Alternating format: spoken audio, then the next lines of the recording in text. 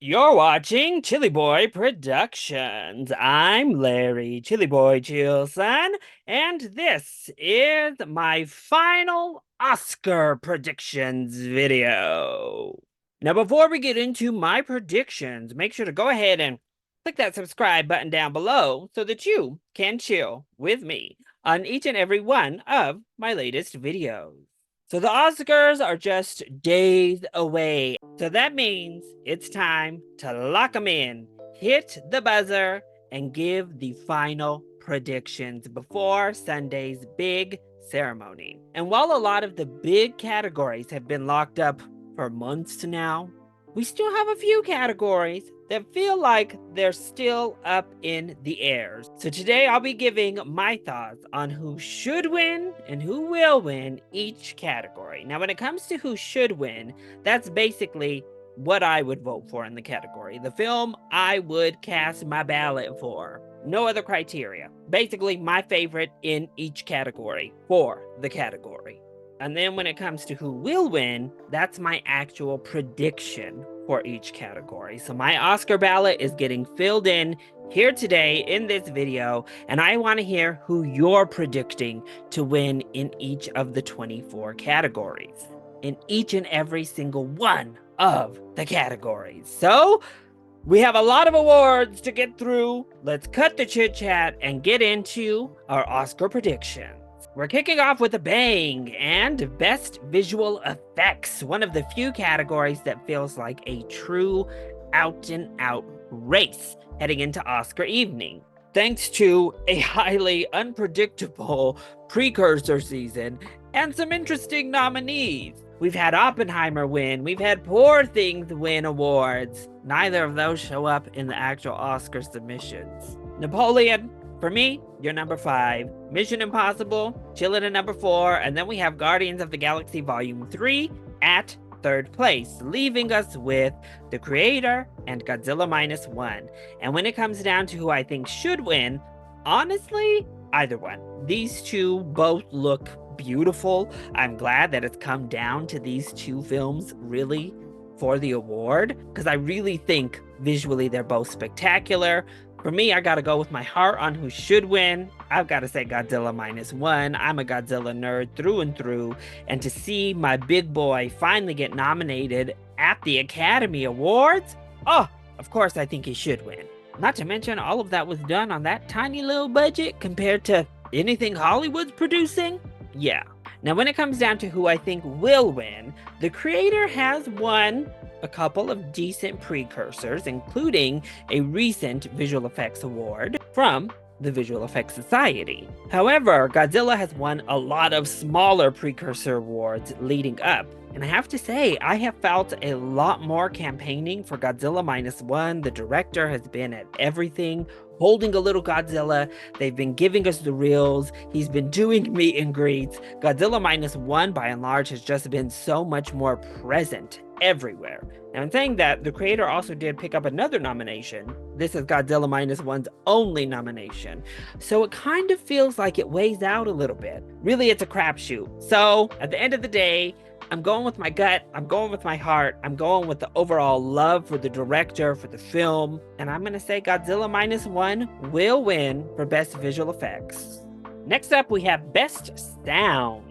So the creator shows up once again. I don't think it has a shot in this one. Maestro, of course, it's a musical style film. Of course, it's here. No shot either.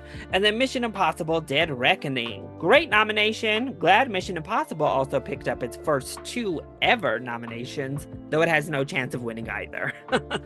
That leaves us with the only viable 2 options left, with The Zone of Interest and Oppenheimer. Now, who I think should win this award is The Zone of Interest. Now, I didn't love this film as much as so many others did. However, I thought the sound work in this was absolutely fantastic and honestly elevated the entire film. This would not be nearly the same film without this amazing sound design that they put to work. Really, the sound design kind of takes on its own character within the movie, and I think it's just so impressively done. However, it literally just lost out to another foreign film, like in a foreign-only category, to Society of the Snow. So when it comes down to who I think will win, although it got the BAFTAs, I honestly don't think the Zone of Interest is taking this one. The CAS, the MPSE, the overall love for Oppenheimer, the technical feats of Oppenheimer, I think all point to Oppenheimer taking home Best Sound. Next, we have Best Original Song. Yes, Diane Warren is here with the Flamin' Hot Cheetos movie. And yes, once again, she's gonna lose. Really, this film is Barbie v. Barbie. I'm Just Ken versus What Was I Made For? Now, when it comes to who I think should win, don't let my sweater here deceive you. I am fully picking What Was I Made For? That film just really makes the film of Barbie. It elevates it in a way that I'm Just Ken just didn't for me.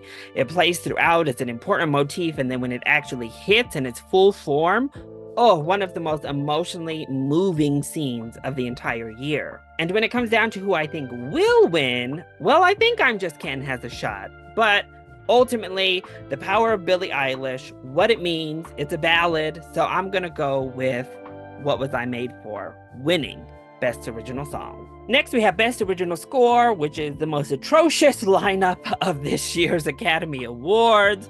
I just can't even with at least 2 of these 3 nominees. Please, ridiculous. The moment we didn't have Spider-Verse or The Boy and the Heron because, you know, they don't care about animation as Academy voters, this was sunk.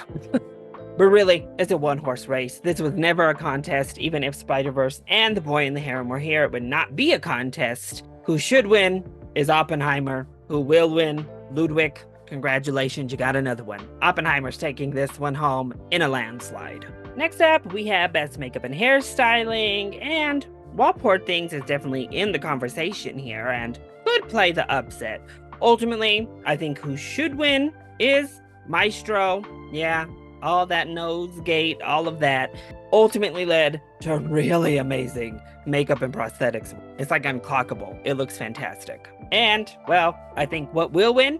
Maestro. I think this one is nearly in the bag. Next, we have Best Animated Short, and this was an interesting crop this year. I always at least see the animated and live action shorts and try to see the documentaries, though I didn't get to them this year. Sorry. But my favorite of the animated shorts was easily 95 Senses. Amazing different styles of animation with a witty, well-rounded screenplay.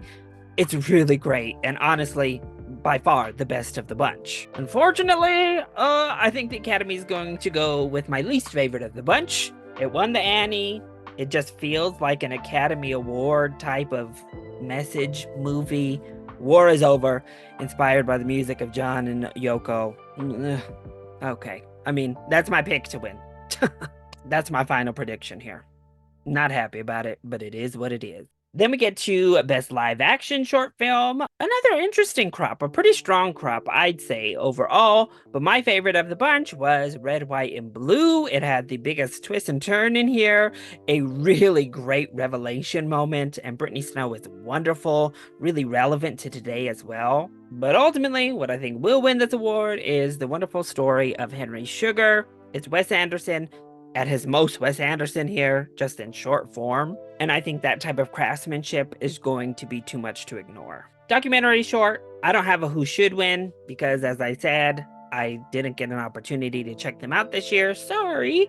But who I think will win is the ABCs of book banning. It feels really topical. I think the Academy's gonna go for that message.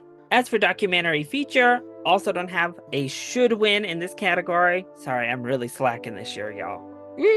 As for who will win, 20 Days of Mid-Call. Got the BAFTA, got the Directors Guild, lost like 1 or 2 around, but really it's the odds-on favorite. It's gonna win. Next up, we have Best Production Design. Oh, a category that pains me to my core. Now, who should win, for me, is easily Barbie. I mean, they made an entire Barbie world. They used up all the pink paint in Los Angeles. It's really amazing, amazing stuff. And honestly, for me, it's not really a contest on who should win. However, when it comes to who will win, I think we have a battle. Honestly, I think this is one of the toughest awards to call between Poor Things and Barbie. Now, the Art Directors Guild not only went to Poor Things, but also went to Oppenheimer, who could play spoiler here, because clearly the Academy loves Oppenheimer. Critics' Choice went to Barbie, but the BAFTA went to Poor Thing. And then the Society of Set Designers gave both Poor Things and Barbie a win. So what do you do? Honestly, the tide feels like it just kind of turned on Barbie, unfortunately. And that's what makes me say my pick on who will win is Poor Things. They love a period piece. They loved Poor Things, the film. It really bums me out, honestly, because I think this should be Barbie's, but Poor Things will win production design. As for costume design, I think once again, it comes down to Poor Things and Barbie.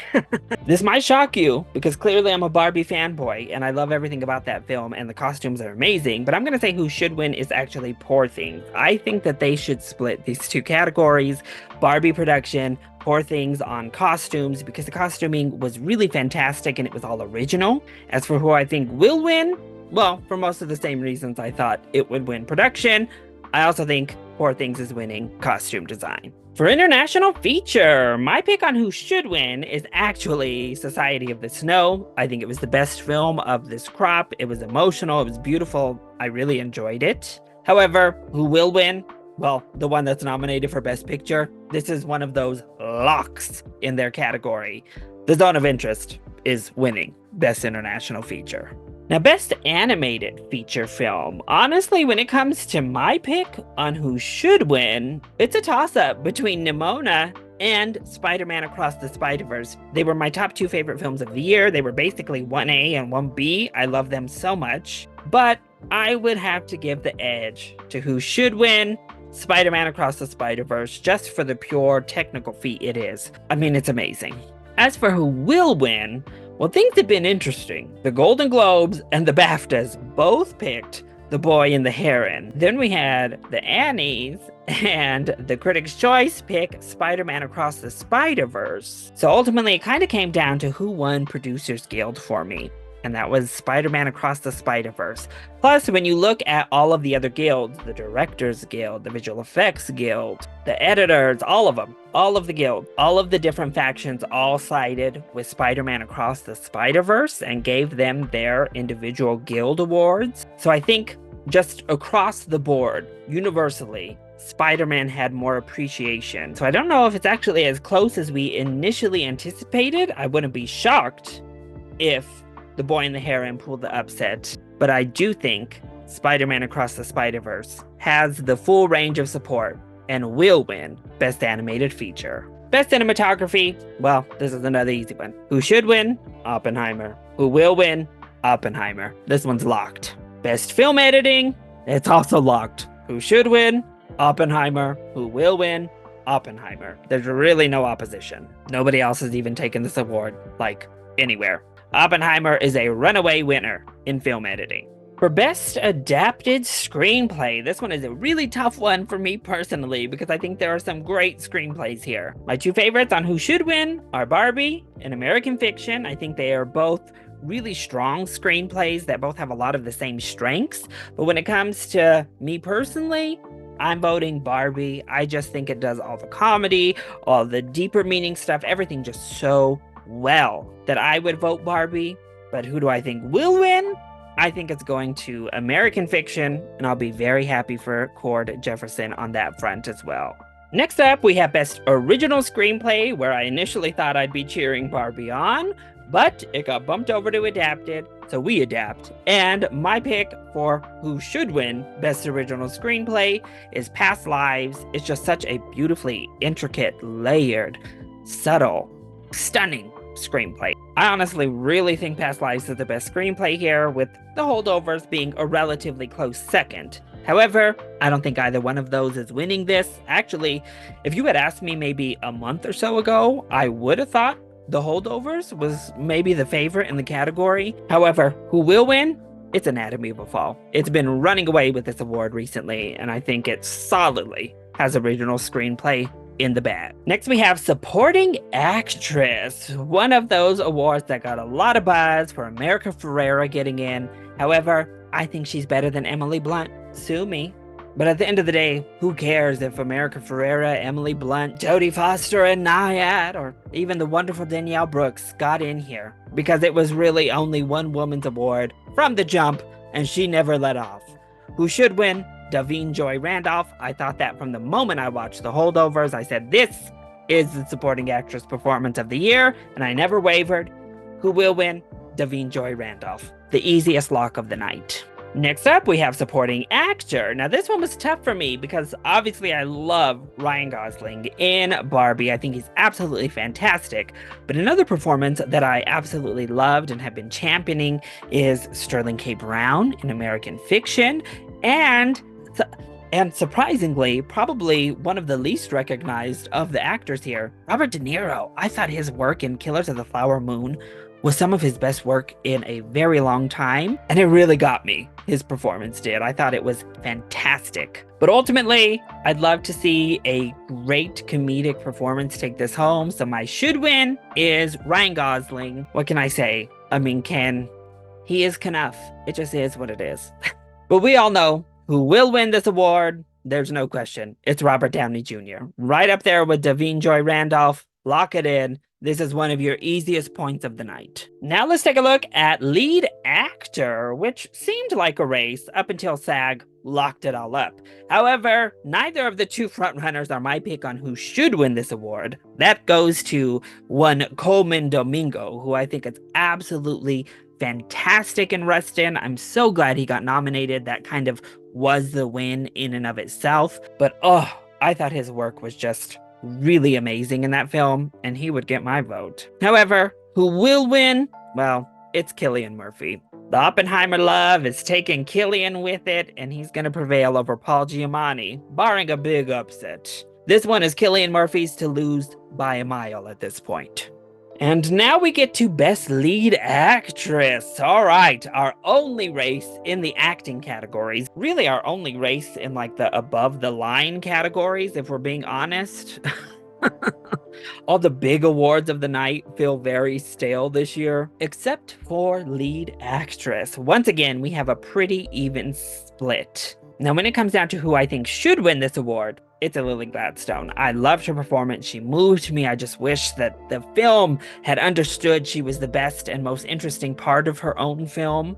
But her performance is just something special in Killers of the Flower Moon. Now, when it comes down to who will win, it gets quite tough to predict. Yes, Lily Gladstone won the Golden Globe, but so did Emma Stone, but for the comedic side. Then we go to Critics' Choice, Emma Stone won again. And then we went to BAFTA, Emma Stone won again. And it felt like she was there. She had rode the wave to victory. All she needed was that SAG to lock it up.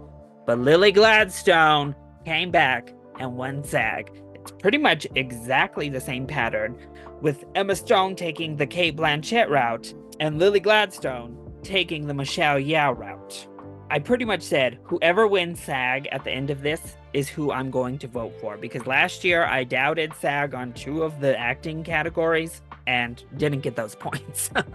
But they steered me right with Michelle Yeoh last year in that last-minute effort, and I think her speeches have just been amazing. I feel this great love and support for Lily Gladstone in the community. I just feel like she has the support there. And I said it, I'm going with whoever wins SAG. Lily won SAG, so I think Lily Gladstone will win the Oscar for Best Lead Actress. And then we get to Best Director. Another controversial lineup when the nominees were announced, but the person we've known is going to win since the movie came out was here, so it wasn't too controversial. And honestly, who do I think should win Best Director? Well, it's Christopher Nolan. It's undeniable. He's been long overdue. The industry has snubbed him over and over again, and the directing in Oppenheimer is fantastic. There's no denying Christopher Nolan deserves this award, so it's probably a good thing that there is no question in anyone's mind Christopher Nolan is winning Best Director. And then we get to Best Picture. Well, my pick for Best Picture actually is not nominated, that would be Spider-Man Across the Spider-Verse, personally. So I guess I have to go with the next film highest on my personal ranking of movies in 2023. If you've watched my Best Picture ranking, this won't come as a surprise to you. If you look at me, this won't come as a surprise to you. Who should win Best Picture for me? It's Barbie, the cultural phenomenon that did everything a great movie should do. I loved it. I think it's fantastic. For me, Barbie should win Best Picture, but it has no shot at winning Best Picture. Really, 9 of these movies have almost 0% chance of winning that gold. It's a runaway. There's not been a question on who was winning Best Picture in what feels like half a year. Oppenheimer is winning Best Picture at the Academy Awards. So yeah, a lot of locks this year heading into this Sunday's festivities, with a couple still up in the air, questionable. Though heading into this ceremony, I feel confident on a lot more than I did last year, that's for certain. But those were just my predictions. That's who I think is going to take home the gold, as well as who I wish would take home the gold at the Oscars this year. But I want to hear who you think is winning. Leave your predictions down below, then we'll come back and revisit all of this come Sunday night after the big show. Hopefully you enjoyed this video. If you did, hit that like button down below and subscribe to the channel so that you are always up to date on all of my latest videos, including my recap and review that of course will feature the best and worst dressed of the evening after Sunday's show, and all of the rest of my film related content. I love you all so much for your continued support. Thank you for watching, and we'll see you next time. Bye.